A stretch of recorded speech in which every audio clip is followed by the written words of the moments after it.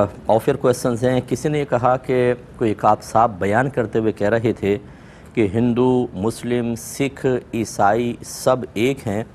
اللہ تعالیٰ چاہتا تو کیا سب کو مسلمان نہ کر دیتا یا سب کو عیسائی نہ کر دیتا، مگر اللہ تعالیٰ چاہتا ہے کہ میرے کچھ بندے میری عبادت کریں، کچھ میری پوجا کریں، کوئی اس کے علاوہ ہوں.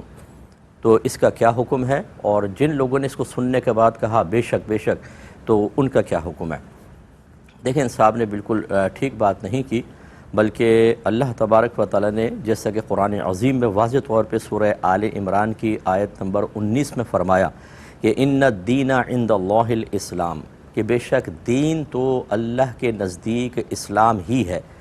اور اسی سورہ آل عمران کی آیت نمبر 85 میں اللہ تعالیٰ نے فرمایا کہ وَمَن يَبْتَغِي غَيْرَ الْإِسْلَامِ دِينًا، جس نے اسلام کے علاوہ کسی اور دین کو تلاش کیا، یعنی اس کو اختیار کر لیا، تو فلاں يُقْبَلَ مِنْهُ، تو وہ دین اس سے قبول نہ کیا جائے گا. وَهُوَ فِي الْآخِرَةِ مِنَ الْخَاسِرِينَ، اور وہ آخرت میں خسارہ اٹھانے والوں میں سے ہوگا. اللہ تبارک و تعالیٰ کے ماں سوا کی عبادت کرنا شرک ہوتا ہے. اگر کوئی اللہ کے لیے بیوی ثابت کرے، بیٹا ثابت کرے، یہ بھی شرک ہوتا ہے.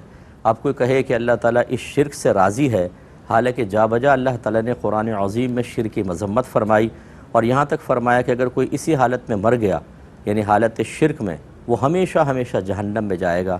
تو کیسے اللہ تعالیٰ اس سے راضی ہو سکتا تھا؟ ایک چیز ہوتی ہے کہ جیسے میں مثال دیتا ہوں کہ ایک بیٹے کو باپ نے بیٹے کو منع کیا، بیٹا ان لڑکوں کے ساتھ مت کھیلنا. کچھ عرصے بعد باپ آیا تو بیٹا انہی کے ساتھ کھیل رہا تھا. تو باپ نے یہ سوچ کر کہ ابھی میں اس کو ماروں گا، پیٹوں گا، ڈانٹوں گا، یہ ڈسہارٹ ہوگا، گلٹ فیل کرے گا، وہ دیکھ کر چلا گیا کہ گھر آئے گا تو پھر میں کروں گا.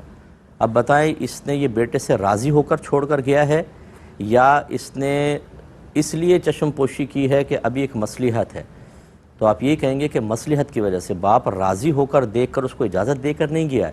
ایسے اللہ تبارک و تعالیٰ نے مختلف لوگوں کو پیدا فرمایا، ہدایت اور گمراہی کے اسباب مہیا فرما دیے، بعض نے اسباب گمراہی اختیار کر لی. اب اگر اللہ تعالیٰ فوری گرفت نہیں فرماتا تو اس کا مطلب یہ نہیں ہے کہ اللہ تعالیٰ اس سے راضی ہے، بلکہ اللہ تعالیٰ ان کو مہلت دے رہا ہے. اگر قرآن پڑھا ہوتا تو سب باتیں قرآن میں موجود ہے کہ اللہ تعالیٰ مہلت دیتا رہتا اور پھر آخرت میں پکڑ لے گا. یہ دنیا میں بھی عذاب نازل کر دیا بہت سی قوموں پر، ورنہ آخرت میں پکڑے گا. لہذا جو اس قسم کے عقائد رکھے گا وہ دائرہ اسلام سے یقیناً خارج ہے، اور جس نے اس کی تائید کرتے ہوئے، یس کہتے ہوئے بے شک کہا، وہ سب بھی دائرہ اسلام سے خارج ہو گئے.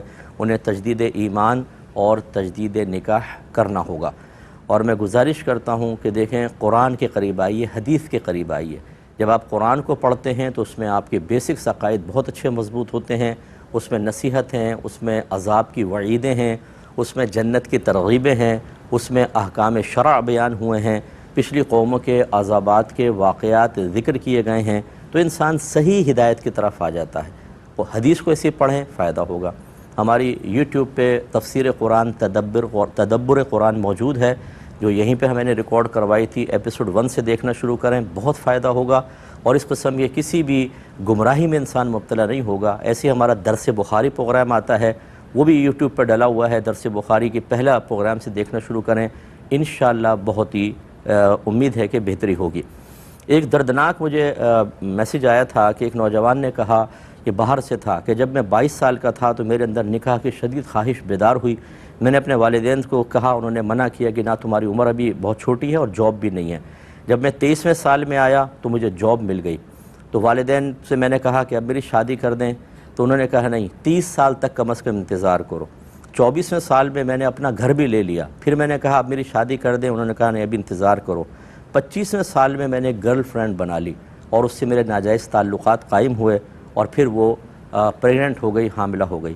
اب وہ نوجوان کہتا ہے کہ اب میرے والدین راضی ہو گئے کہ چلو ٹھیک ہے، ہم تمہاری شادی کر دیتے ہیں، اور لیکن اب میری جو گرل فرینڈ ہے وہ حاملہ ہے، تو کیا میں اس لڑکی سے اگر شادی کروں تو میرا بچہ جو اس کے پیٹ میں ہے وہ ولد الزنا ہوگا یا نہیں ہوگا؟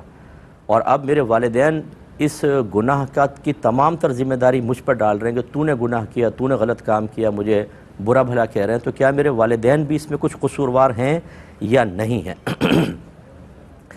دیکھیں، جب 22ویں سال میں آپ تھے اور آپ نے نکاح کی خواہش کا اظہار کیا اور جاب آپ کے پاس نہیں تھی، تب تو بالکل ٹھیک تھا کہ آپ کے والدین نے منع کیا. کیونکہ جب انسان حقوق زوجیت ادا کرنے پر قدرت نہ رکھتا ہو یا اس کو اتنا اس کے پاس مال نہ ہو کہ وہ نان نفقہ وغیرہ دے سکے تو اس کے لیے شادی کرنا منع ہوتا ہے۔ ہاں، اس صورت میں یہ ہو سکتا ہے کہ اگر والد صاحب خود کفیل ہیں، اچھے پیسے والے ہیں، تو وہ شادی کر کے بچے کی یہ ذمہ داری لے لیں کہ نان نفقہ میں دوں گا، تو بالکل ٹھیک ہے، ہو سکتا ہے 22ویں سال میں بھی شادی ہو سکتی ہے، اور سب سے بیسٹ یہ ہے کہ بچوں کی 21-22ویں سال میں شادی کر دی جائے، ورنہ یہی خطرات ہوتے ہیں۔ لیکن اس کے بعد جیسے جیسے آپ کو جاب وغیرہ ملی اور والدین نے نہیں کیا تو یاد رکھیں کہ پھر وبال والدین پر ضرور ہوا، اور یہ نہیں ہے کہ آپ بڑی ذمہ ہو گئے، معصوم آپ بھی نہیں ہیں۔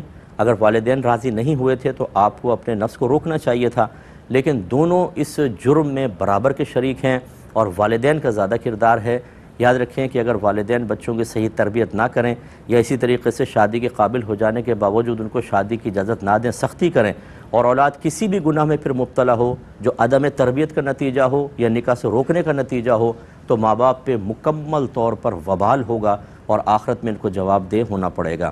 تو یہ آپ کا جسمانی تعلق قائم کرنا حرام تھا، اور اب چاہے اس لڑکی سے آپ نکاح کر لیں، بچہ بہرحال ولد الزنا ہی کہلائے گا، کیونکہ اس کی ابتدا ایسی ہوئی ہے۔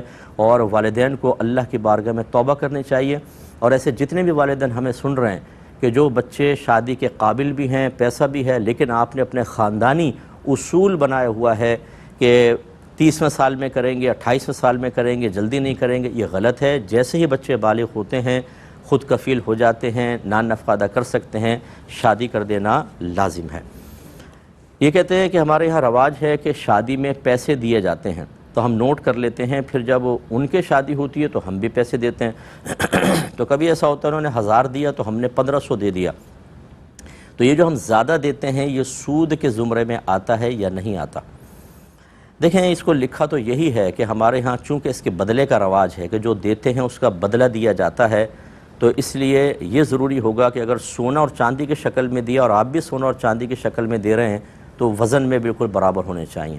یعنی اگر سونا دیا تھا آپ بھی سونا دے رہے ہیں تو وزن برابر ہونا چاہیے، اگر چاندی ہے ادھر بھی چاندی تو وزن برابر۔